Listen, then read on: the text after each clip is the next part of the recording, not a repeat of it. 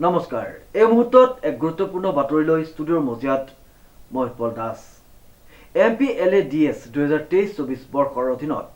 দুমহলীয়া আম্বেদকাৰ ভৱনৰ শুভ উদ্বোধন কৰে যোৰহাট বিধানসভা সমষ্টিৰ বিধায়ক হিতেন্দ্ৰনাথ গোস্বামীয়ে উপস্থিত থাকে কাজিৰঙা লোকসভা সমষ্টিৰ সাংসদ কামাখ্যা প্ৰসাদ তাছা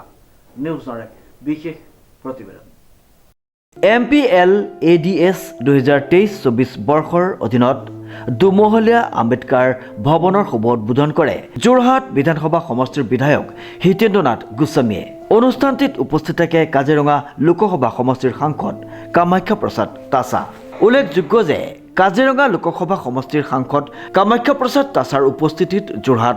বিধানসভা সমষ্টিৰ বিধায়ক হিতেন্দ্ৰনাথ গোস্বামীয়ে MPLADS 2023-24 বৰ্ষৰ অধীনত নিৰ্মিত দুমহলীয়া আম্বেদকাৰ ভৱনৰ শুভ উদ্বোধন কৰে উদ্বোধনী অনুষ্ঠানত বিধায়কগৰাকীয়ে ভাষণ প্ৰদান কৰি এই ভৱনটিয়ে সামাজিক সমতা আৰু সবলীকৰণৰ প্ৰসাৰৰ ক্ষেত্ৰত এক মাইলৰ খুঁটি হিচাপে অঞ্চলটিত এক বৃহৎ প্ৰভাৱ পেলাব বুলি উল্লেখ কৰি হৰিজন কলনীৰ উত্তৰোত্তৰ কামনা কৰে সাংসদ কামাখ্যা প্ৰসাদ তাছাই এই প্ৰচেষ্টাৰ আন্তৰিক ধন্যবাদ জ্ঞাপন কৰে